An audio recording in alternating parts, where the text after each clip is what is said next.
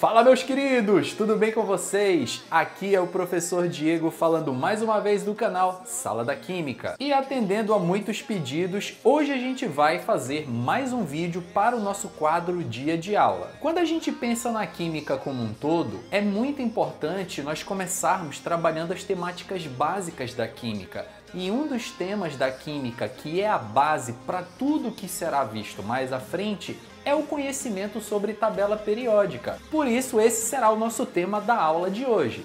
Pegue seu caderno, caneta, lápis e borracha e anote aí porque vem muita coisa importante nessa aula.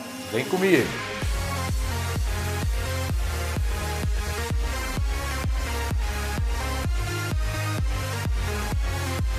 Para nós começarmos, meus queridos, a nossa aula de hoje sobre tabela periódica, eu queria começar te fazendo uma pergunta. Por que existe tabela periódica? Uma pergunta fácil, no entanto, um pouco difícil de ser respondida, não é verdade? A tabela periódica, meus queridos, ela foi criada por uma necessidade básica de se organizar os elementos químicos que já eram conhecidos. Vou ser mais específico no que eu estou falando.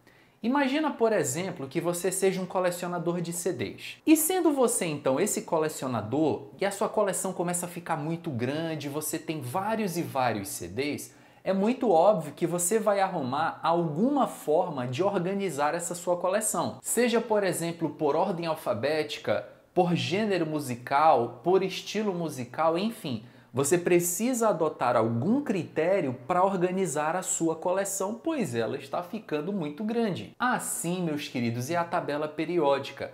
O número de elementos químicos que os cientistas foram descobrindo aos poucos foi aumentando. E com esse aumento se fez a necessidade de organizar. E a tabela periódica, de uma maneira muito simples, ela nada mais é do que uma organização dos elementos químicos. No início do século XIX, vários elementos químicos já eram conhecidos. No entanto, não se tinha um critério para organizá-los de acordo com as suas propriedades ou características. Ao longo dos anos, vários cientistas sugeriram diferentes formas de se organizar os elementos, fazendo assim diferentes propostas para uma suposta tabela periódica.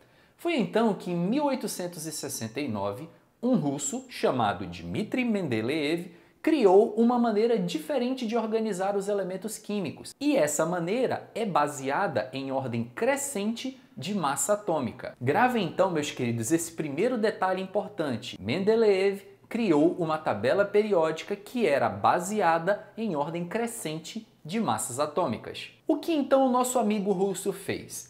Ele pegou vários elementos químicos que já eram conhecidos na época dele e pelo fato dele ser um cara assim muito organizado, ele anotava em vários cartões as propriedades de cada elemento químico, suas características, densidade, ponto de fusão, ponto de ebulição, algumas propriedades químicas como reatividade, etc. E então ele anotava tudo num pedaço de papel. Dessa forma, ele estava tentando arrumar uma maneira de organizar aqueles elementos químicos. O nosso amigo Dmitri Mendeleev colocou então os elementos um ao lado do outro em ordem crescente de massa. E ele observou que à medida que esses elementos iam sendo alocados nessa tabela, os elementos que ficavam numa mesma coluna tinham propriedades semelhantes.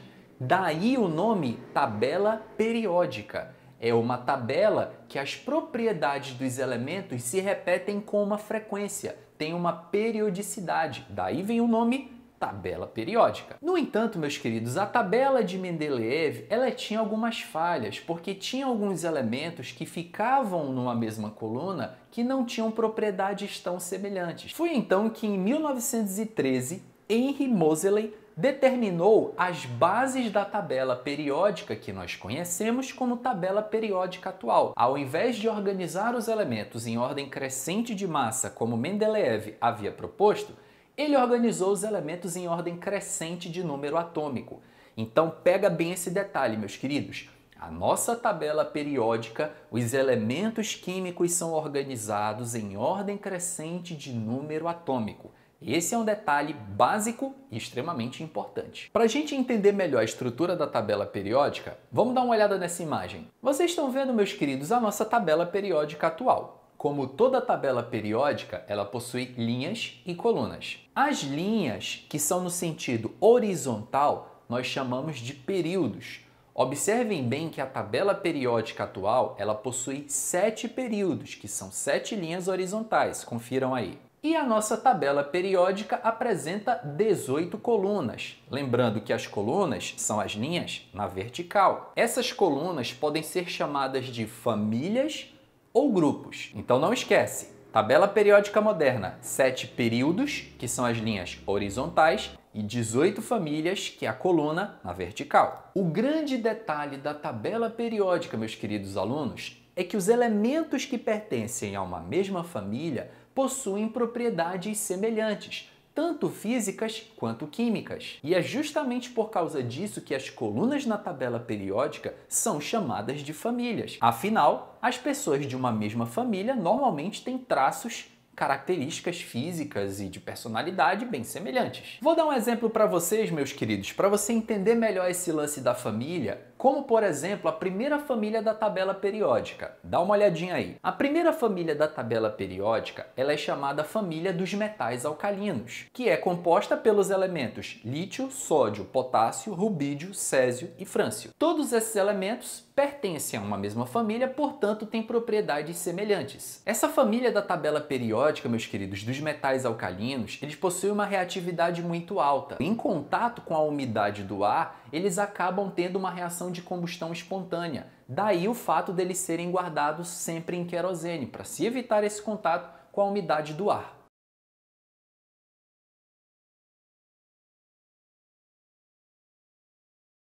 No caso do hidrogênio, meus queridos, é bom ressaltar que ele é o único elemento da tabela periódica que não possui nem período nem família. Apesar de em muitas tabelas periódicas ele vir colocado no primeiro período e na primeira família, mas saiba que o hidrogênio não tem período e o hidrogênio não tem família. Hashtag adote o hidrogênio. Ainda no quesito famílias, algumas delas apresentam nomes especiais. A primeira família da tabela periódica, que é chamada de família 1, é a família dos metais alcalinos.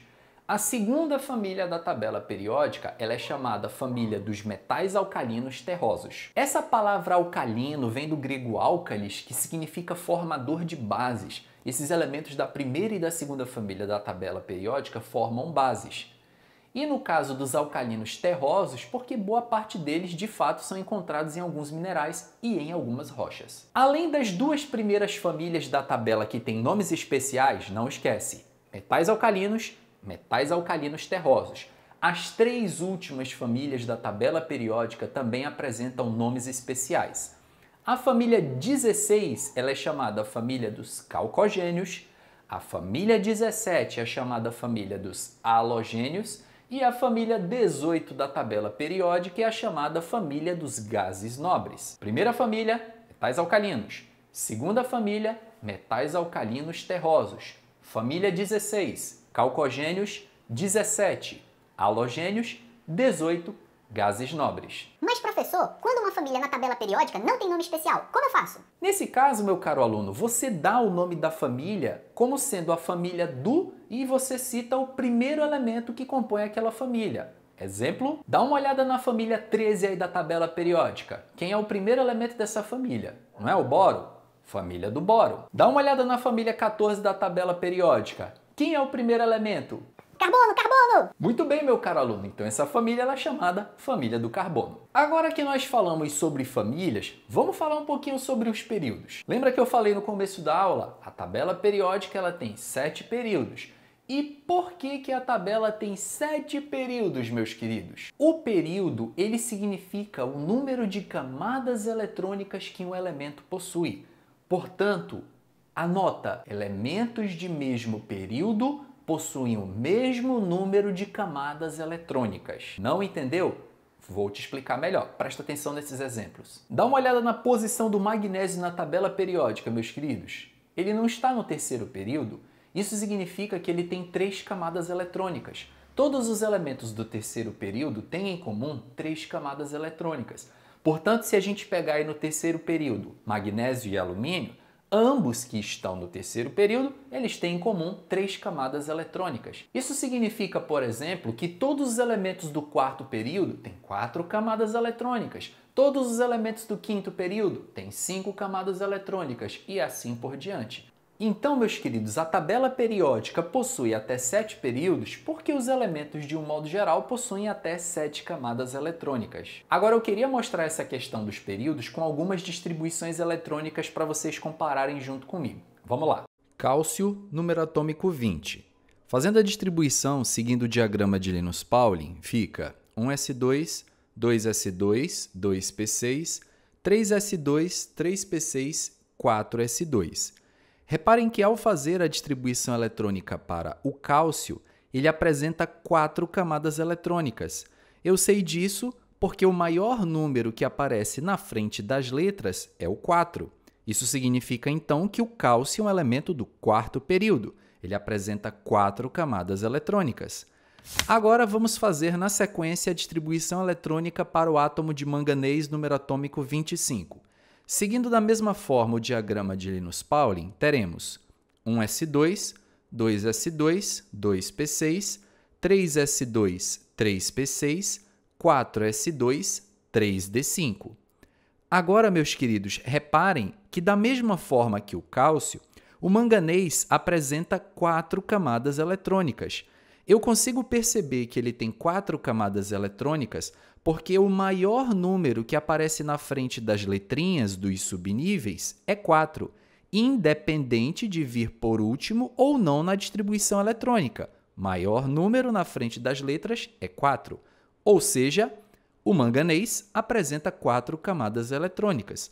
Podemos dizer, portanto, que cálcio e manganês ambos pertencem ao quarto período da tabela periódica, pois os dois possuem 4 camadas eletrônicas. E dessa forma, então, meus queridos, se você pegar quaisquer elementos que estejam no mesmo período da tabela periódica, você vai notar que ao executar a distribuição eletrônica deles, eles vão ter o mesmo número de camadas eletrônicas. Pega, por exemplo, para você se convencer disso, 2 elementos aí do quinto período e faz a distribuição eletrônica deles. Você vai notar que ambos terão 5 camadas eletrônicas. Então, não esqueçam, meus queridos, o que significa o número do período, o número de camadas eletrônicas que um elemento possui. Átomos de um mesmo período possuem o mesmo número de camadas eletrônicas, tá certo? Agora vamos falar um pouquinho, meus queridos, sobre as famílias na tabela periódica, que são as colunas sentido vertical. De uma forma geral, meus queridos, as famílias na tabela periódica são divididos em 2 grandes grupos: os elementos representativos e os elementos de transição. Os elementos representativos que vocês estão vendo nessa imagem são elementos que eles possuem a distribuição eletrônica terminada em S ou P. Isso significa que o seu elétron mais energético, que é aquele último elétron que a gente coloca na distribuição eletrônica, eles vão parar em S ou P. Os elementos de transição, meus queridos, são divididos em 2 grandes grupos. Vale ressaltar que se os elementos representativos possuem a distribuição eletrônica terminada em S ou P, os elementos de transição possuem a distribuição eletrônica terminada em D ou F, sendo que os elementos que têm a distribuição eletrônica terminada em D são chamados de elementos de transição externa, estão nessa posição que vocês estão vendo aí na imagem, e os elementos que têm a distribuição eletrônica terminada em F são elementos chamados transição interna e estão nessa porção mais abaixo na tabela periódica, conforme a figura. A nossa aula de hoje, meus queridos, foi apenas uma introdução básica para você ter a primeira noção geral sobre tabela periódica. Portanto, na próxima aula eu vou estar te explicando com todos os detalhes a estrutura e a divisão da tabela periódica e por que os elementos de transição interna são colocados na porção inferior da tabela. É na sequência. Te vejo já já. Até logo, meus queridos. Valeu!